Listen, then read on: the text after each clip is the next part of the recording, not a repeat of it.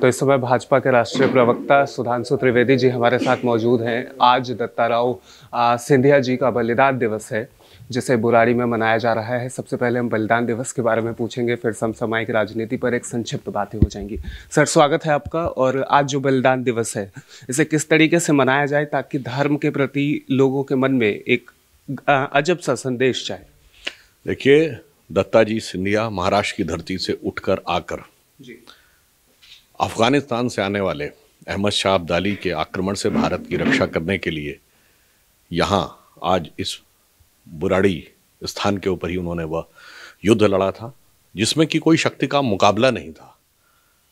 यानी विरोधी सेना की शक्ति इतनी थी, इसके बावजूद उनसे कहा गया कि उन्हें पीछे हट जाना चाहिए और पीछे से जब होलकर जी की फौज आएगी उसके उपरांत लड़ना चाहिए। परंतु उन्होंने कहा कि जिसे जाना हो जाए, मैं तो यहीं लड़ता हुआ या तो बलिदान हो जाऊंगा या विजयी होऊंगा।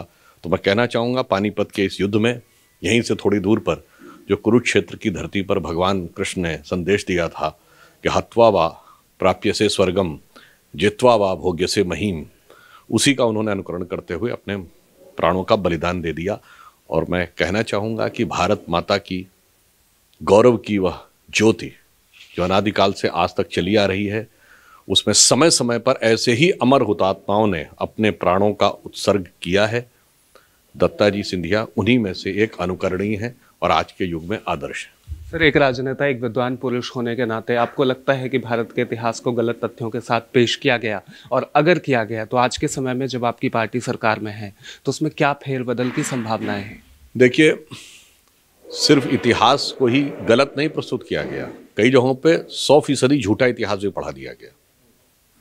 उदाहरण के लिए आर्यन इन्वेजन थ्योरी है, इस ढंग की मनगढ़ंतियाँ कर दी गई। और ये मैं नहीं कह रहा हूँ, बहुत बड़े विचारक हुए वी.एस. नायपॉल, जिनको कि साहित्य का नोबेल पुरस्कार भी मिला 2003 में।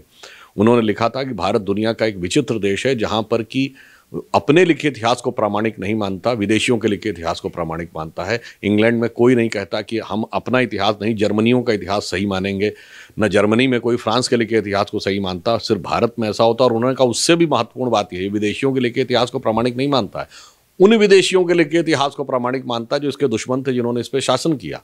जैसे हम वेन सॉन्ग फाहियान यानी जो चाइनीज यात्री आए, उनके लिखे इतिहास से को गंभीरता से नहीं लेते, विंसेंट स्मिथ, जॉन मार्शल, लेन पूल के लिखे इतिहास को महत्वपूर्ण लेते हैं। ये अपने आप में विचित्र और विडंबना का विषय है। जहाँ तक इतिहास की बात है, देखिए, इतिहास और संस्कृति एक ऐसी चीज़ है जो सिर्फ पाठ्यक्रम से ही नहीं आती है। हम सब ने बहुत सारी चीज़ें परंपरा और संस्कृति से भी सीखी हैं, और इसको जिस इकोसिस्टम से प्रभावित किया जाता है उसमें आपके पत्र पत्रिकाएं, आर्टिकल और फिल्में तक शामिल हैं। जैसे आज हम यहाँ पर बात कर रहे हैं, अब बताइए, पेशवा बाजीराव विश्वनाथ भारत के सबसे सफल योद्धाओं में से एक थे, जिन्होंने कि 40 लड़ाइयाँ लड़ी और 40 की 40 जीती, एक भी लड़ाई नहीं हारे। परंतु जब फिल्म में उनका चित्रण होता है तो एक बेबस मजनू की तरह दिखाया जाता है। अब इस चीज़ के लिए जनता में जागरूकता की भी आवश्यकता है और माता पिताओं को भी आवश्यकता है कि वो भी अपने बच्चों को सही इतिहास और सही संस्कृति का ज्ञान दें। चूँकि आप राजनीतिक व्यक्ति हैं, तो वर्तमान समय में कांग्रेस की जो भारत जोड़ो यात्रा चल रही है, उस पर आपका मूवमेंट? देखिए, हम सिर्फ ये कहना चाहेंगे कि वो यात्रा जहाँ से शुरू हुई, शुरू से देखिए तो केरल में उनको वह व्यक्ति हाथ लगाते हुए, गले लगाते हुए मिला जिसने सड़क पे बीफ पार्टी की थी। तमिलनाडु में पहुँचते हैं तो वो पादरी जॉर्ज पुनिया उनके साथ चलते हैं, जो एलानिया ये कहते हैं कि मैं जूते इसलिए पहनता हूँ कि भारत की धरती से मेरा पैर न टच हो जाए, क्योंकि वो इसको अपवित्र मानते हैं। वो कर्नाटक पहुँचते हैं तो उनका पूर्व कार्यकारी प्रदेश अध्यक्ष कहता है हिंदू शब्द बहुत गंदा है। महाराष्ट्र पहुंचते हैं तो स्वतंत्र वीर सावरकर के विरुद्ध नफरत उगलने लगते हैं। और आगे बढ़ते हैं तो गांधीयंस विद गन कहने वाली मेधा पाटकर को साथ में ले लेते हैं। फिर उनकी इस पूरी यात्रा का सहबाला, जैसे बारात चलती ना तो एक सहबाला भी चलता है। तो सहबाला कौन है? एक 35-36 वर्ष का छात्र जिसकी ख्याति टुकड़े टुकड़े जैसे नारों के साथ जुड़ी हुई है। तो मुझे लगता है इतने नफरती जहर बुझे सामानों को लेकर अगर कोई कहे कि मैं मोहब्बत की दुकान सजाने का प्रयास कर रहा हूँ, तो श्रीमान, भारत की जनता का विवेक बहुत जागृत है और उसे पता है कि इसमें जोड़ने के तत्व नहीं, तोड़ने के तत्व अधिक। एक आखिरी सवाल आपसे, सीएए एनआरसी की जब भी बात होती है, भारत में बगावत शुरू हो जाती है और विपक्षी पार्टियां बगावत पर उतर जाती है, आखिर क्यों? ये विषय नहीं है। कौन सा ऐसा विषय है जिसपे कि विपक्षी पार्टियां विरोध नहीं करती हैं? यहाँ तक कि अगर सेना के द्वारा भी घोषणा की जाए तो सर्जिकल स्ट्राइक का भी सबूत मांगने लगती हैं, बालाकोट पे प्रश्न उठाने लगती हैं।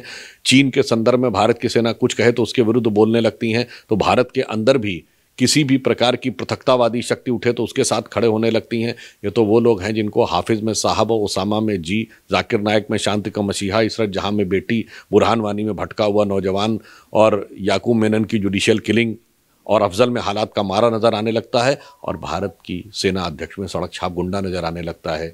उनसे मैं कहना चाहूँगा कि भाई यथा दृष्टि तथा सृष्टि, नज़रें जब आपकी दूषित हैं तो फिर नज़ारा आपको ऐसा ही दिखाई देगा। हमें समय देने के लिए। तो ये हमारे साथ सुधांशु त्रिवेदी थे जो भारतीय जनता पार्टी के राष्ट्रीय प्रवक्ता हैं और अपनी बातें रख रहे थे। मेरा नाम है गौरव झा, सहयोग कर रहे प्रदीप। बाकी देखते रहिएगा अपना चैनल भैया जी का चैनल।